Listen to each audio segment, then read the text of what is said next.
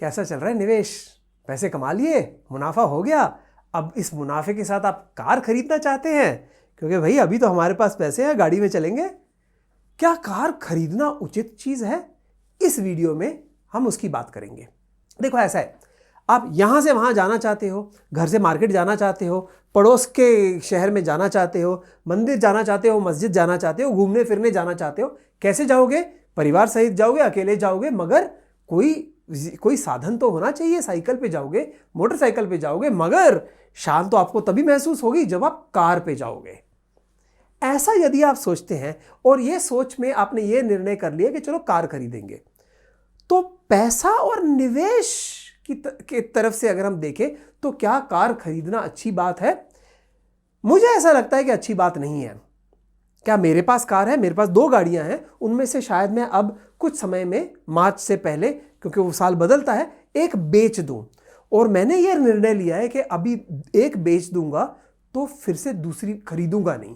हमारे घर में 3 लोग कार चलाते हैं, इसलिए हमारे पास 2 गाड़ियां थी, मगर जब हम एक बेच देंगे तो एक गाड़ी से ही काम चलाएंगे। और ऐसा भी समय जल्दी आएगा जब हम अपनी दूसरी गाड़ी भी बेच देंगे तो बिना गाड़ी के रहेंगे।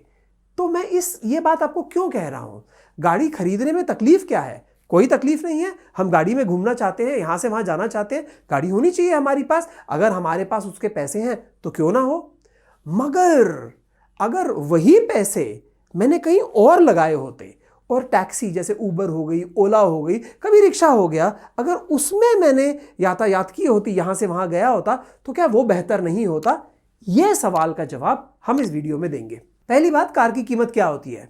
ये तो भाई इसी पे डिपेंड करता है कि भाई आप नैनो ले रहे हो कि अर्टिगा ले रहे हो कि होंडा सिटी ले रहे हो कि कौन सी गाड़ी ले रहे हो। बट कोई भी गाड़ी पकड़ लो, चलो 5 लाख रुपए की गाड़ी पकड़ लेते हैं। 5 लाख रुपए की हमने गाड़ी खरीदी। अगर वो गाड़ी मैंने खरीदी और उसको एक जगह खड़ी कर दी, इस्तेमाल नहीं किया, तो उस गाड़ी पे और खर्चा नहीं आएगा। बस कभी कभी चालू बंद कर दिया करूंगा ताकि इंजन चलता रहे। तो भी ना सिर्फ मेरे वो 5 लाख रुपए मैंने भरे, जिसमें से जब मैं ये गाड़ी बेचूंगा तो कुछ वापस आ जाएंगे, पर मुझे उसकी इंश्योरेंस तो लेनी ही पड़ेगी। यदि मैंने ये 5 लाख रुपए कहीं और निवेश किए होते, समझो उसका 10% भी मुनाफा हो जाता साल का, तो साल का 50,000 रुपए का तो वो भी मेरा नुकसान हो गया कि अगर मैंने कहीं डाला होता, निवेश किया होता, तो 50,000 रुपए वहां से आ जाते। तो गाड़ी खरीदने में काफी खर्चे होते हैं जो कि अक्सर हमें दिखते नहीं है। तो आप एक काम कीजिए, एक पेपर और पेन लीजिए, या स्प्रेडशीट खोलिए और लिखिए क्या क्या खर्चे होते हैं। पहली बात तो ये हो गई कि गाड़ी खरीदने और बेचने के अंदर जो कीमत का फर्क होता है। यदि आप 5 लाख की गाड़ी खरीदें और कुछ साल में, जैसे 5 साल में बेच दें, तो आपको ज्यादा से ज्यादा उसके 2 लाख रुपए मिलने चाहिए। कम ज्यादा हो सकता है, मगर ये 5 लाख और 2 लाख का जो फर्क हुआ, यानी 3 लाख रुपए, पहले तो आपने 5 साल के लिए 3 लाख रुपए दे दिए।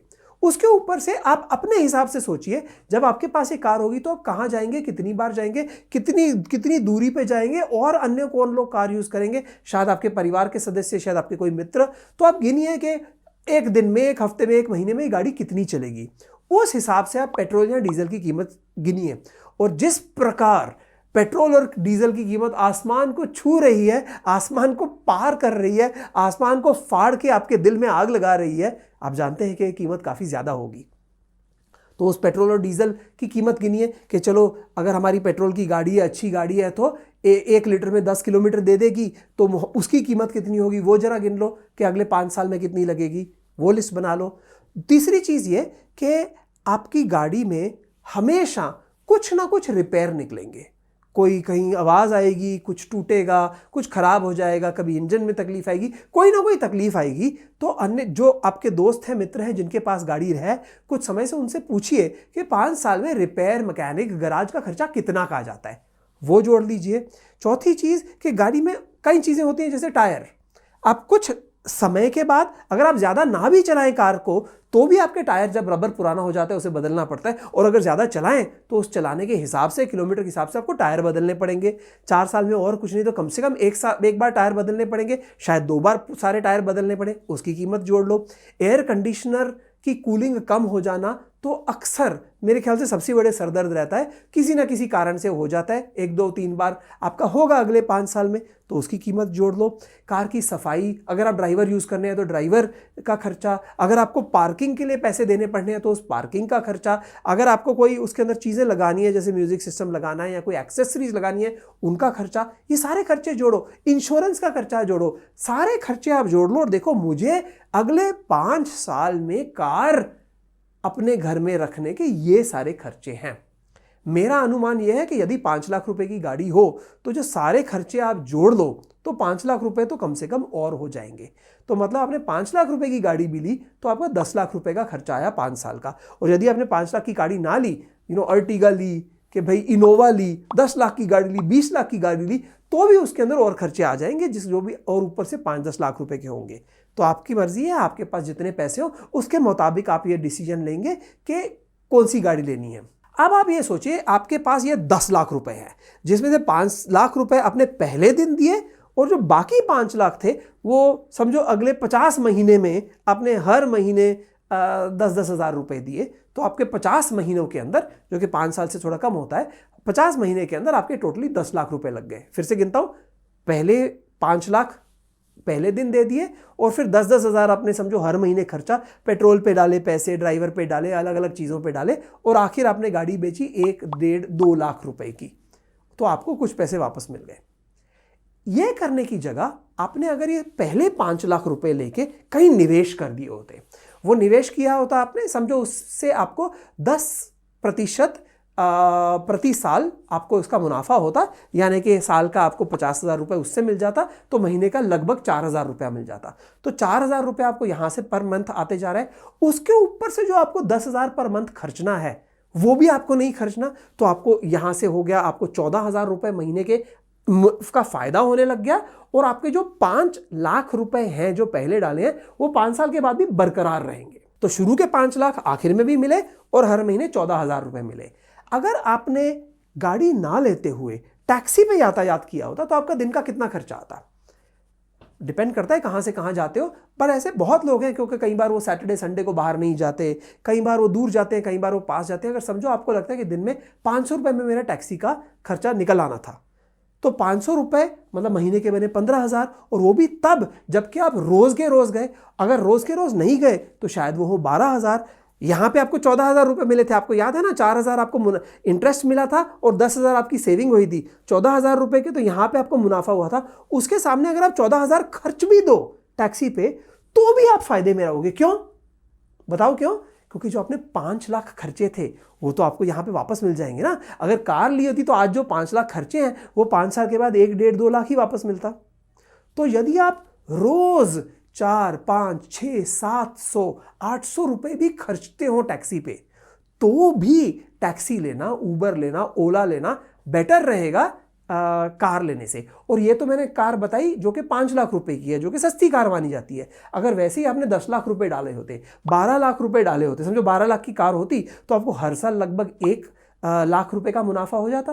क्योंकि 12 लाख की अगर कार है, 1,20,000 का आपको मुनाफा हो जाता साल का, तो हर महीने का 10,000 का मुनाफा हो जाता। तो 10,000 का जो आपको इंटरेस्ट मिलता, उसके ऊपर से आप बाकी 10,000 जोड़ दीजिए जो आपने कार पे खर्चने थे, या 15,000, तो अभी तो टैक्सी पे तो आपको बहुत प्रॉफिट होने लग गया। और जो आपका इस तरह प्रॉफिट हो, उस प्रॉफिट का आप क्या करोगे? उसको आप दोबारा निवेश करोगे, उस पर भी रिटर्न मिलेगी आपको।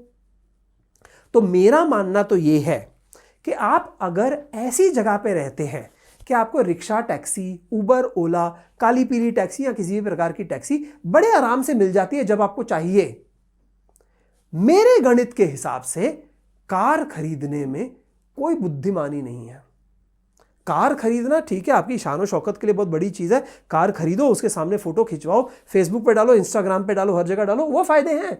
मगर मात्र हम पैसे की बात करें, निवेश की बात करें, मुनाफे की बात करें, तो कार खरीदना समझदारी नहीं है। जो उबर हो, ओला हो, टैक्सी हो, कभी रिक्शा हो, उस पे जाना इसमें समझदारी है, क्योंकि उससे आपके पैसे बढ़ते हैं, कार खरीदने से आपके पैसे घटते हैं। ये अगर आप गणित धीरे से फिर से समझें, पेपर पेन लेके बैठिए, स्प्रेडशीट खोल के बैठिए, मैंने जो बातें कही वो सारी लिखिए, कौन से खर्चे होते हैं, इसके अलावा भी खर्चे होते हैं कार लेने के। कभी आपका कहीं एक्सीडेंट हो जाए, कहीं जुर्माना हो जाए, कहीं चालान लग जाए, कहीं रेड सिग्नल छोड़ दो और पुलिस वाला कुछ मांग पैसे को देने पड़े, वगैरह वगैरह, वो तो होती ही है। चोरी हो जाए, बहुत कुछ हो सकता है। तो सारी लिस्ट बना दो।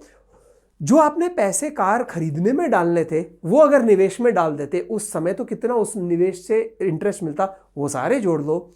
मुझे नहीं लगता, मैं पूरे दावे के साथ कह सकता हूं कि ऐसा बहुत मुश्किल है कि आप इस निर्णय पे पहुंचो कि कार खरीदना उचित है।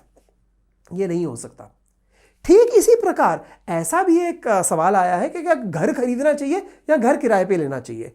हालांकि कार खरीदनी चाहिए कि टैक्सी पे जाना चाहिए, घर खरीदना चाहिए कि घर किराए पे लेना चाहिए, इन दोनों सवालों में कुछ सिमिलैरिटी है, एक प्रकार के हैं सवाल, बट कुछ तरीकों से अलग भी है। क्योंकि घर जब आप खरीदते हैं तो बेचते समय आपकी उम्मीद यही रहती है कि आपने जितने पे खरीदा था उससे महंगा बेचोगे, यानी कि आपका कैपिटल गेन होगा। जबकि कार आप जितने पे खरीदते हैं उससे सस्ती पे बेचते हैं, कई बार तो उससे बहुत सस्ती पे बेचते हैं। तो हम एक और वीडियो बनाएंगे कि घर खरीदना चाहिए या किराए पे देना चाहिए, और वो वीडियो का लिंक मैं यहाँ पे डाल रहा हूँ, नीचे डिस्क्रिप्शन में भी है। मगर वापस आते हैं कार की बात पर, कार खरीदनी चाहिए कि टैक्सी वगैरह पे ट्रैवल करना चाहिए।